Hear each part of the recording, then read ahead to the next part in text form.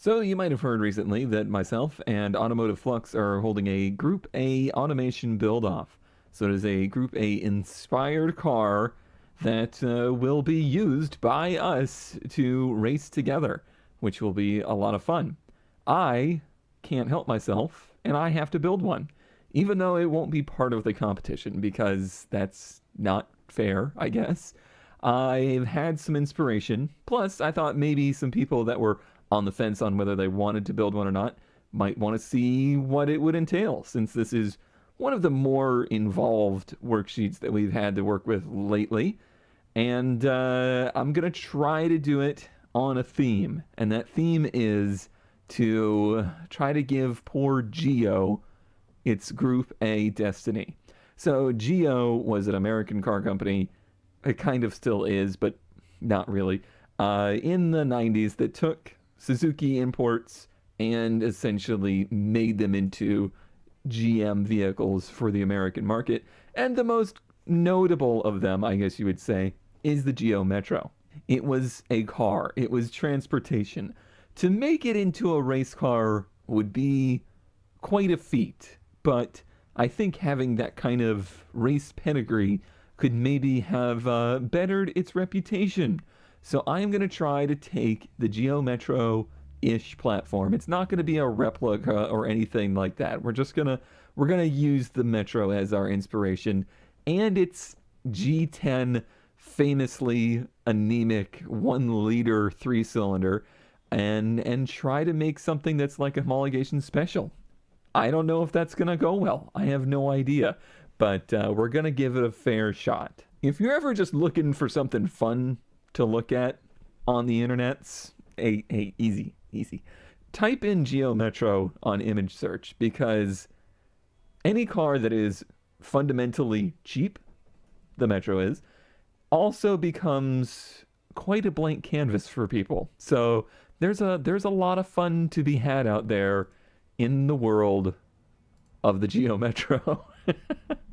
Just, I mean, there you go.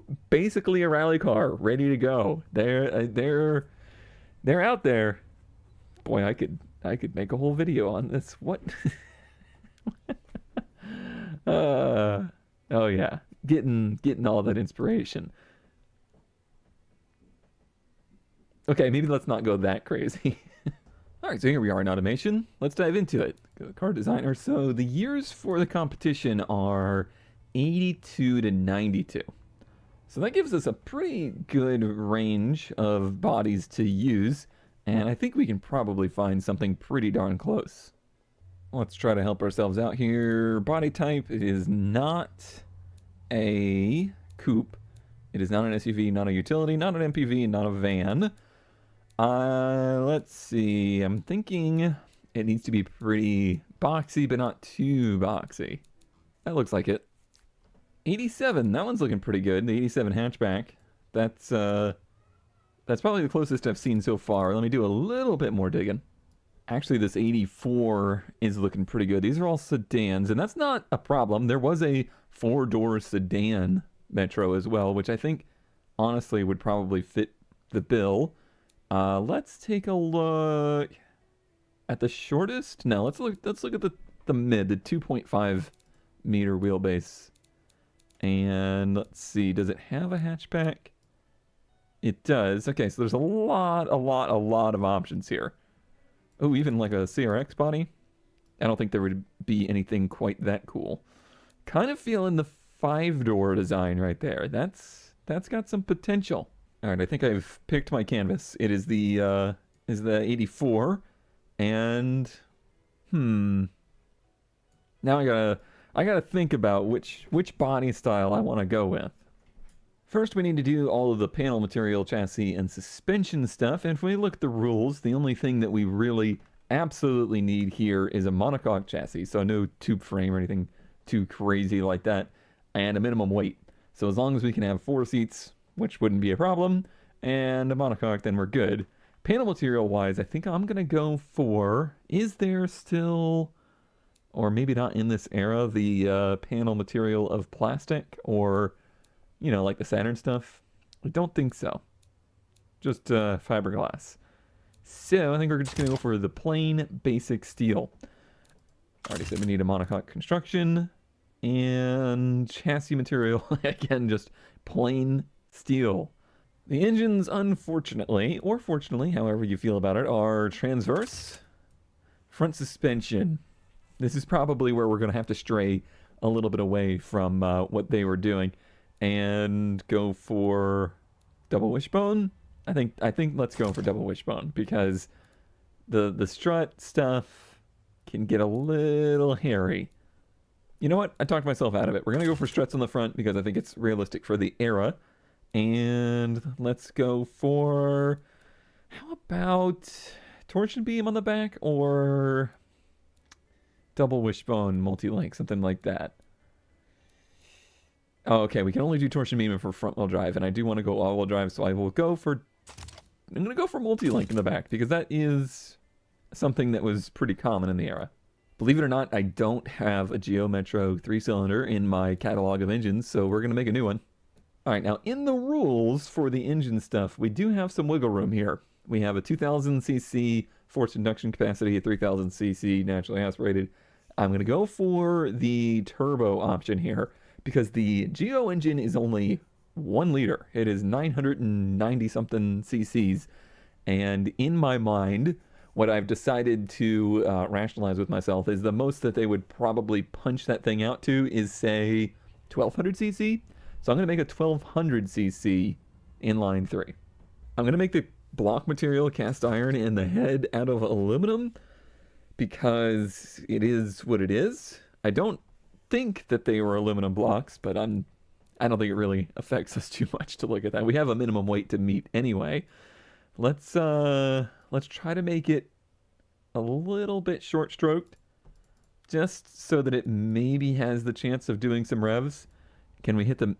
I told myself that it was going to be 1200cc. There we go. Perfect. Nailed it.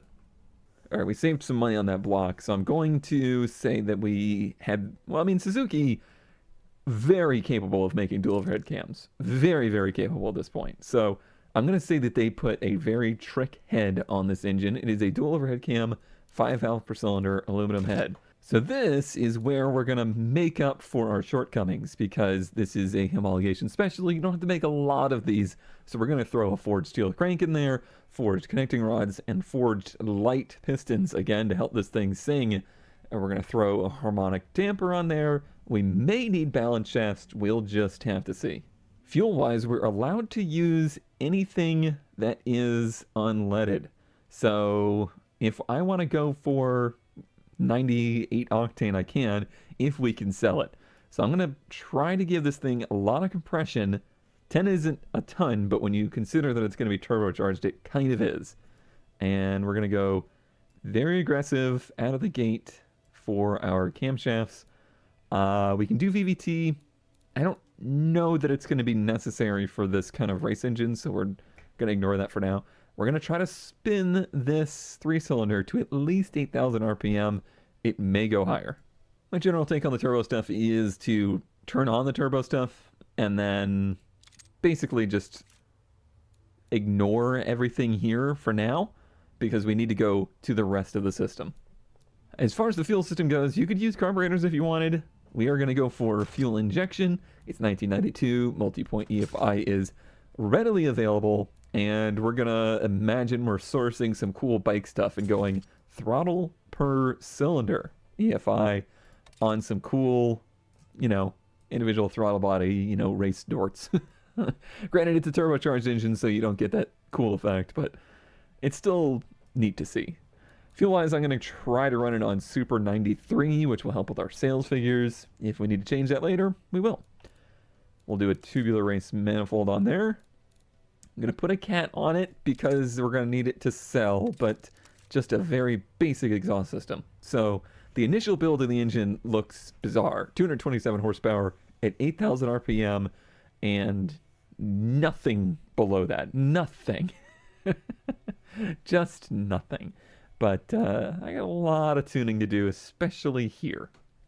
So if we use the in-game, presets to help us out, you can get that turbo to a usable range from about 3,000 up till about 7, and then it starts to fall on its face.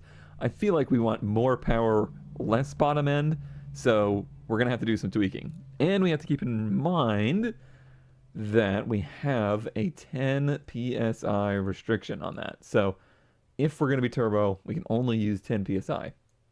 Any other turbo builders out there that are frustrated because you can't quite hit 10 psi, I can assure you that that is going to be changed for a future version of automation. You're going to be able to type in numbers here, so you could type in exactly 10. So with that in mind, the most that we can make is 174 horsepower, and that's just not enough. Now, what's nice about being boost limited is that we can actually tune this turbo to be useful over a huge range, which is really nice to be able to do. So we're not changing how much power we're making, which is currently 178, by the way. We're just changing how much power under the curve there is. Nothing but the compressor is overstressed at this point, and we can definitely bump up that compressor, but we got a lot of work to do on the other side of the engine. So currently it's at 8.2. I swear that I chose 10 before. I guess the AI probably tweaked some of this, but we're going to be changing this for sure. So we're going to be throwing as much compression as we can at it, and just tons of camshaft and spring. So this is where the generated turbo stuff starts to fall apart, because we're not going to be working in perfect efficiency range for a sport turbo. No, we're going to be trying to push this thing to a bunch of RPM to make the power, so that stuff just no longer applies. We're going to need some pretty significant changes all around.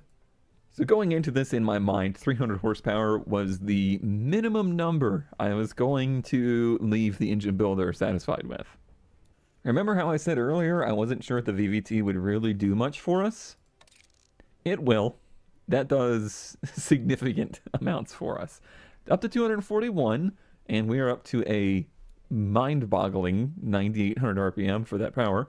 The engine is not pleased about it, so we're going to have to do some beefing up at the bottom end. So one of the key ways that we're going to get the bottom end to actually survive this RPM is through balance shafts. Look at the difference here between the harmonic balancer and the balance shafts. The crank is a little unhappy still. We can go for a billet steel crank to really solve those issues if necessary, and that's kind of what it's looking like it's going to be. We're at 261 as of now. Alright, well, I've tuned this thing within an inch of its life, and it just seems like we're not going to get there, so I'm going to have to change my thoughts on the how much would they punch out the engine thing. And I think what I'm going to go for is 1.5, and see if we can get it from there. That has made a world of difference. Now, it did mean that we had to change some things. We had to bring down the RPM a little. It's still making peak power at 9,200, but it no longer revs beyond 10. We are still having some stress-related things, mostly to the connecting rods. So let's look at the bottom end. We could go, I guess, titanium, but that's going to be a huge engineering feat and will add to the cost of this vehicle significantly. However, we're now making 328 horsepower, which is well into the range that I think is acceptable for this vehicle. And it does mean that because we're basically relying on so little boost to get us there, and just the limitations essentially of the capacity versus how much power we're trying to get out of it, compression is not really gaining us much. We're using mostly camshaft and timing to get the power, so we can reduce the compression significantly and not really lose much power, which also means that I think we can afford to bring it down to like a premium 90, which will make it much easier to sell, even if the engine costs a lot to develop. That's what I'm thinking for now. I'm happy with this number as it sits, 326. I haven't heard it run. It's probably ridiculous.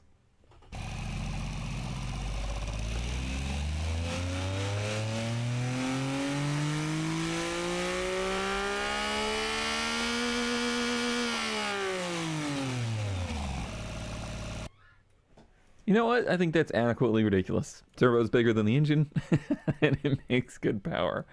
Let's get to working on the trim. Still haven't decided what I want to do Do I want to go sedan or do I want to go hatch?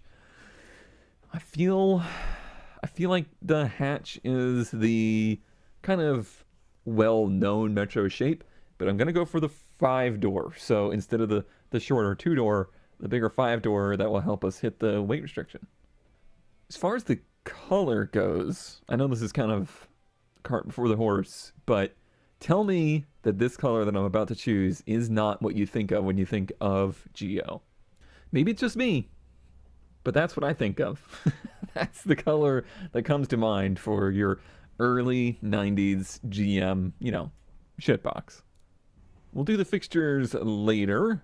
Let's work on the drivetrain. So it's going to be all-wheel drive viscous, halatial, or on demand.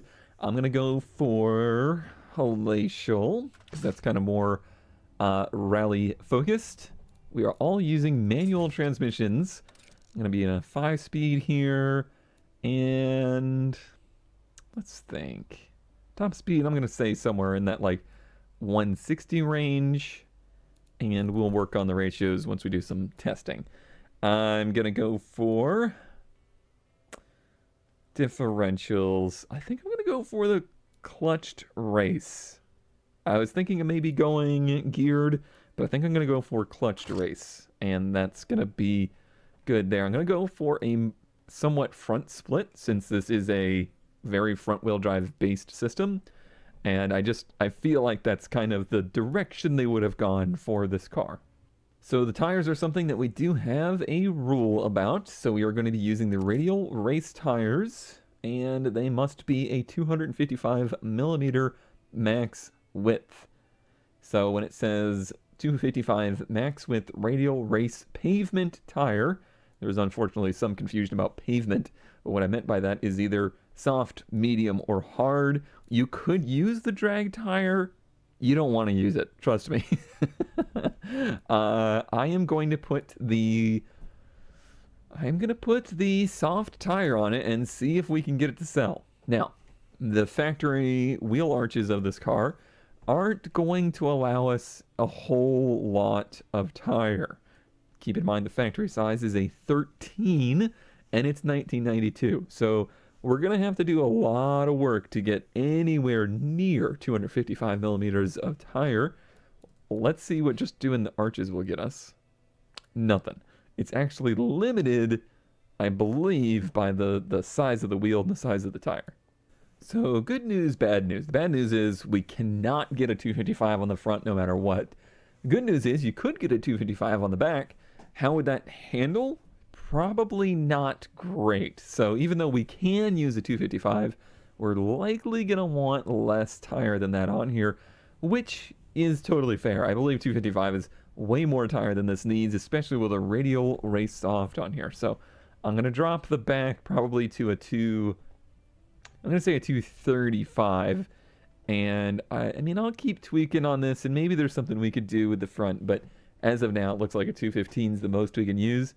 And what we'll do is actually go back to using more of a rear split on the power just to kind of make up for the lack of front tire. This is kind of, it's one of the things that's always somewhat frustrated me with automation because physically there's no reason why we couldn't have more front tire on this. The fender is at full extension and it'll shrink that tire down to a 185, but the 215, I just feel like that's nowhere near the limits of the fender, and it just depends on how the body was constructed and how the bounding boxes were set. So you got to deal with what you got, and that's what we got. No restrictions on brakes, so I'm going to put a ton of front brake on here, including a lot of size in the rotors to try to get as much heat out of them as possible, and then we'll adjust the brakes as far as how overpowered they are, especially in beam later on with the force. There's no arrow on here yet, but there will be, so we'll mess with that later. Interior wise, we know we need a minimum of 4 seats.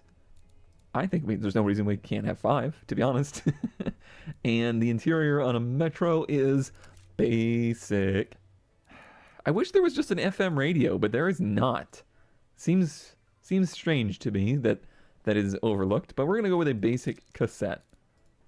Steering wise, it is a manual rack and pinion in this car, in my opinion. That honestly feels right. We will give it ABS. I'm going to spring for that because it's really important as far as, how the performance of the car is later on. Standard safety and suspension wise, we'll just put standard springs on there. We'll do gas monotubes. We'll do passive sway bars, and we'll kind of give it a basic sport setting for now, and all of that to be tuned in the future. So I think the big thing we need to see now is how much does this thing weigh? So go to summary, 2678. What's the number we need to hit? We need to hit 1230 kilograms. Okay, Google. So we need to hit 2711, or basically 2712. That's really in the ballpark already, so we barely need to do any tweaking. So when it comes to doing the weight, if you go to Drivetrain and Safety, you can actually optimize the weight right here and the weight distribution. We'll mess with that later in testing, but this is really, really helpful for doing stuff like this for Beam, because you can change the way the car has its, overall dynamic a ton right here. I'm very glad that they added that. And we're at 2713. That's just over what we need. What else is there? Let me think. All right, so this is kind of a subject of some unfortunate controversy in the build-off here, and it's something that's new to us, actually. In the previous build-offs, I've not used a sales number. Sales number is kind of newer to the game as far as sandbox goes. Unfortunately, your other sandbox cars compete against the cars you're building with. That's not exactly the way I thought it would work, and it seems like in the future that might be not the way that it works at all, because we're kind of the first to come across this as a game mechanic that isn't quite what I think players would have in mind. But we still have to hit the number. So we're going to sell 1,000 units, and we can use the price to get there. We don't have to use fun budget. It's also a car that sells in fun, so if you choose that, you'll see that it goes, 20. Pony budget sells 36. Family sport, 4. If we go back to fun budget and we lower the price, there's a good chance that we could get it to sell more. Maybe not 1,000, but more. So every time we bring that price down, it's going to get more competitive in this market. There's going to be a cutoff point, though, because at a certain point when it's so cheap, you've deflated the reputation of the car, basically, so nobody wants to buy it. So for instance, if you gave the car away, 79 people would buy it. So, yeah, this is definitely not necessarily something that's working as intended. Now, there's a lot of factors here that could be affecting the sales more than just the price. So if we look over here, the weight and lack of power steering is an issue. The dampers being hard is always going to be an issue. The brake force needs to be adjusted yet. The engine has some wear issues due to the pistons. The gearbox has low reliability because it has a lot of torque. We could increase gearbox quality to fix that. And the short gearing is reducing top speed, which is probably not affecting us too much. But let's try to knock out some of the easy stuff, like brakes. So yeah, the rear brakes are incredibly overforced, essentially. So we need to reduce the rear force significantly. Already, we're a tenth of the way there, so we're selling 110 of them at this point. So if we keep knocking out some of this stuff, I bet you we can get there. All right, we've been fiddling and fiddling and fiddling, but I think we are almost at the point at which we are on the fringe of success. 933 at the base price, which I'm pretty proud of. I haven't looked at any other category to see if maybe we've crossed the line somewhere else. Now we're kind of riding the line everywhere. I could have very easily just cheesed it, as you very well could as well, and just gone for $0 and sold as many as we needed. But I would like to do it for the base price. Wait, what is this number? Okay, that's like the margin number. So at 933, we've Had to take some liberties with the suspension as far as softening it up, making it a little bit more street car happy, which is good because this car should be, pretty soft overall. And we've had to do things like add advanced safety. These buyers really wanted a sport interior and some entertainment, and that's fine. This is supposed to be like a, top of the line trim model for the car. I can accept those things. What other things have we done? Oh, gear wise. So turns out the clutch raced LSD is a huge detriment to buyers, so we went ahead and backed off on that. The tires have become a little taller to make them a little bit more baller and maybe a little bit more comfortable too. I doubt that this is going to do anything, and it just seems like we're at the point now where I'm going to click something and it's magically going to make us, have a car that is sellable.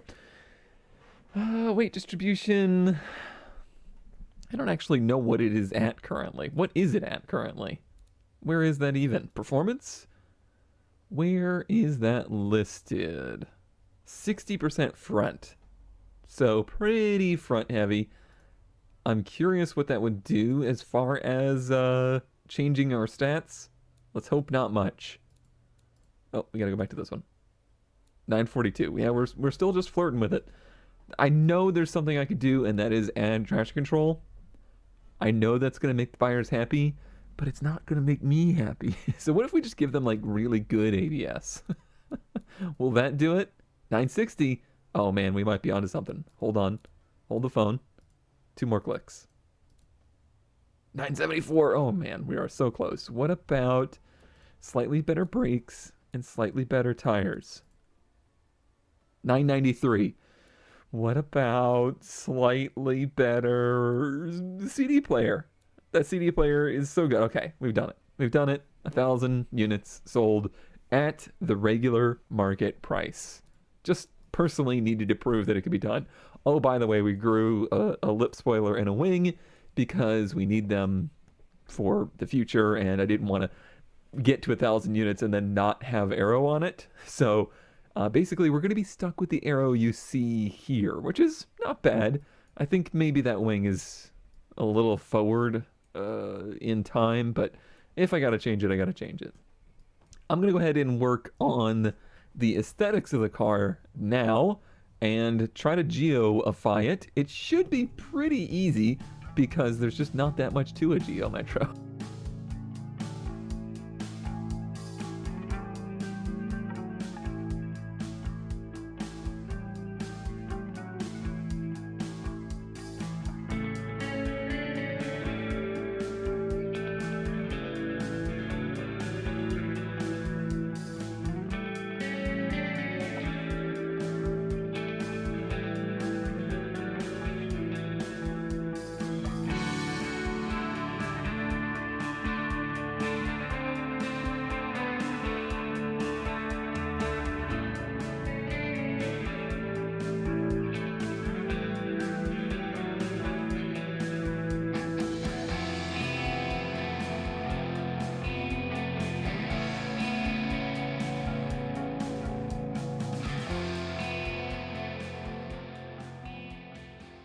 All right, visually I am quite pleased with that. Tried to keep it as simple as possible. It can't look too fancy being a Geo. We've got ourselves a pretty good looking homologation spec car. I am going to make one that is more race spec as well. And of course I need to do an interior yet, which is absolutely my favorite thing to do. But yeah, I'm pretty pleased with that. I think that's come out very nicely. I kind of like it, which is maybe a problem. Maybe a problem with me. But I can't wait to see what it drives like. Let me double check, make sure I didn't ruin it. Still above the number, 1052. All right. Okay, I will throw together an interior and then put together maybe a race version, and we'll see what we can do.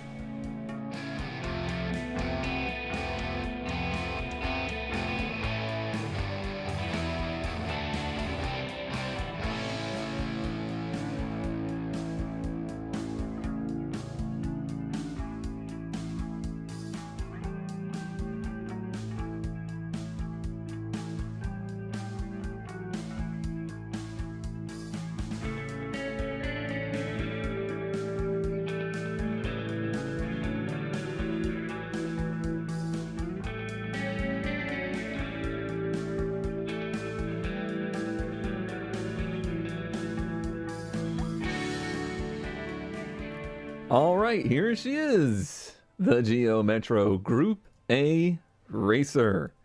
One thing I do need to do real quick is put the window transparency down. I don't have a roll cage in here, but I do have a basic interior and a basic livery on the car. If I get a moment, maybe in the future I'll put a roll cage in there, but that is some super fiddly work. And it's a pretty basic livery, but I'm quite pleased with it. I think it's a good looking race car. Now, let's make sure that we meet all of our qualifications. So, let's go to the summary and give it just one quick overview. And as you can see, we still sell the right amount. I actually had to do some weird modification because when you do a trim, you start competing against yourself. Yeah, that's a whole mess. We'll figure that out in a future build off. Anyway, very pleased with this. Passes everything with pretty much ease. It's time to see what it's like in BeamNG.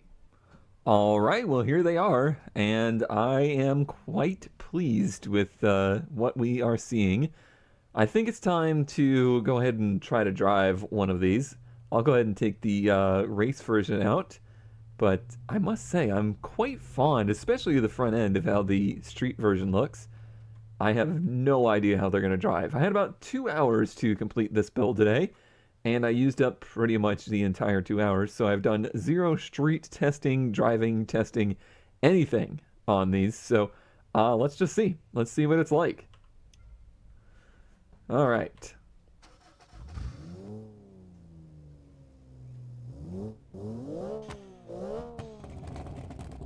Okay, nice nice bit of overrun there. What is this? Freaking modern Audi. Let's see. Let's see if we can hit the clutch correctly. Bog. There's the power. Yes. Oh, we have to see that again. We have to do that again. Hold on, hold on, hold on, hold on. Watch this. I'm gonna not like rev it up or anything. Just get it off the line. Foot to the floor. Oh, that's so good. Let's try the interior view. Nice. Alright, I gotta say, so far, it drives pretty good, which I mean it should. It's on very good tires. The speed is enough to kill you. That's for sure. Alright, calm it down here. It actually gains speed at a rate that is quite surprising, I must say. Very neutral handling. That is to say that it understeers quite badly, as I expected it probably would. It doesn't quite have the power, I think, to break the rears loose. I would personally probably throw some more weight to the rear, wait for the power, and then probably put more bias to the rear as well. I think the potential is there. I did end up having to put traction control on. I'm not sure how Beam is going to handle that. Woo! I mean, it's got its faults handling-wise, but it actually is not bad to drive. Bog. Probably needed to go to first there. Alright, we're going to get up to the ice and snow here, so let's back it down a bit. There it is. Let's see. Can we get it to spin tires? Okay, it will spin tires. I don't think it's a traction control thing. I think it literally just has more... Oh, I hit the wrong button. I think it has more traction than it has power. Especially at low RPM. Let's flip it around. Get out of the ice. Great brakes. Oh, very good brakes. Keeping you out of trouble. Oh, there's a good hit to the wall. Alright, takes a good look. No, it's a little bit.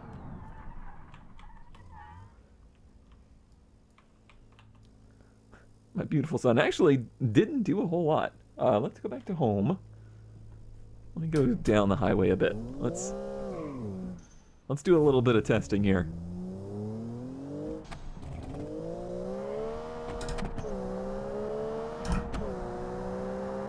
That's pretty good speed.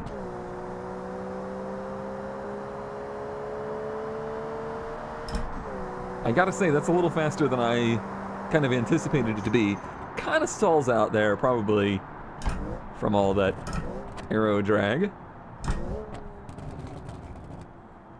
I like the way it sounds. 3 cylinders can be a little iffy.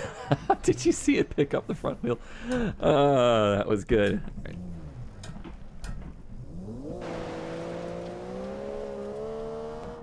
Let me do one bit of testing here. Let me turn this to yellow, whatever yellow means. Spun all 4 for a moment. I don't know that that really made any difference.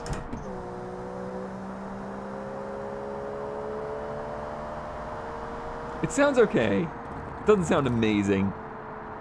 I think it makes good, like, rally noises. The turbo noises really help.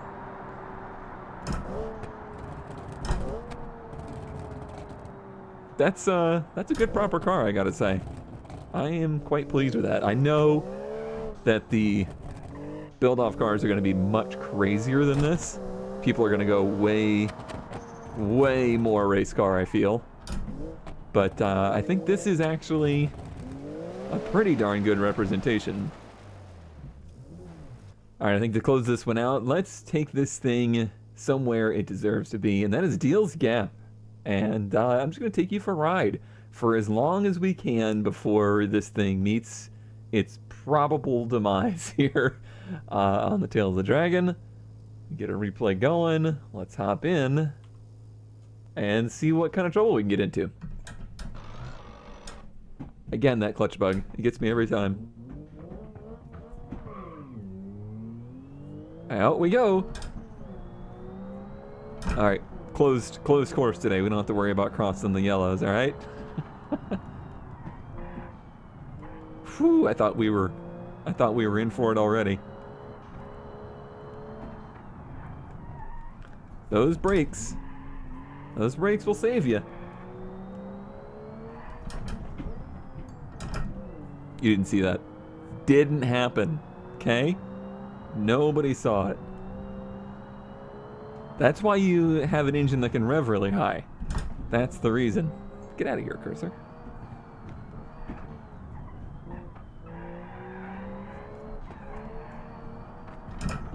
You gotta do a lot of shifting with this thing. It doesn't make power for a very long band, so you gotta keep it where it's at.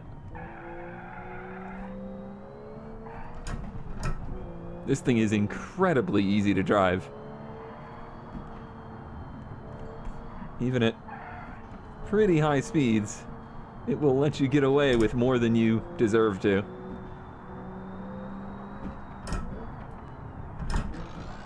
There's a gear there somewhere. There it is. Whoa! You thought that was it. You thought that's where we were going off. So did I.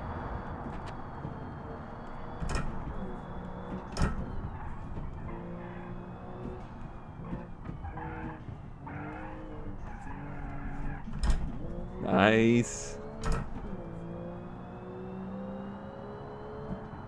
Even though I don't have to, I'm still just feeling inclined to stay in my lane.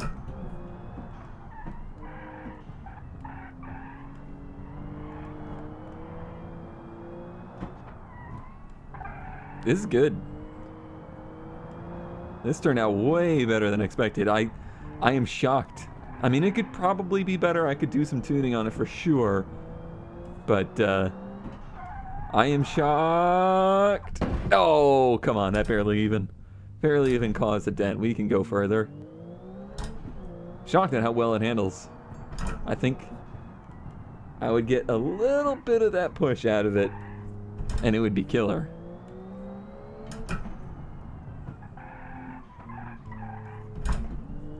A lot of shifting. I do think the gear spacing could be tweaked a bit too. But you know, if you want to practice your heel toe, This is the car for you.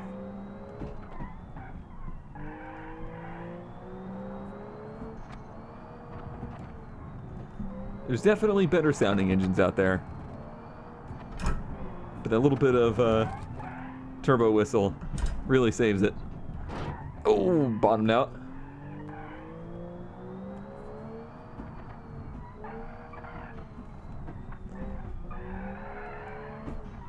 It is just almost hard to mess up with this thing. Just keep pushing it harder and harder. I mean, they are very, very, very good tires, which is helping immensely.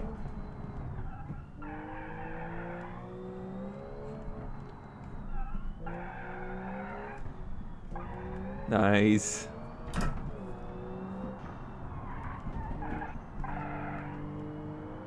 Boost. Give me the boost.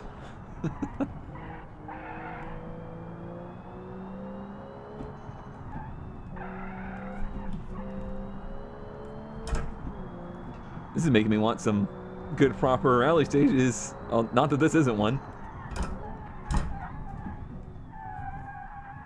Oh, saved it. Saved it. I mean, if you want to call that a save, but yeah, saved it. Oh, no, this is... Yep. That would be a day ender right there. That would be game over in the reel of life. Oh yeah. Oh yeah. She's seen better days. Really, really good though. Honestly, I had to be very stupid to even crash. Well, I can't wait to see what all of you come up with for your Group A builds. Hopefully this gave you either some guidance, maybe some inspiration, maybe what not to do. But I'm looking forward to it and looking forward to seeing what Automotive Flux and his crew come up with. And until then, I'll see you next time.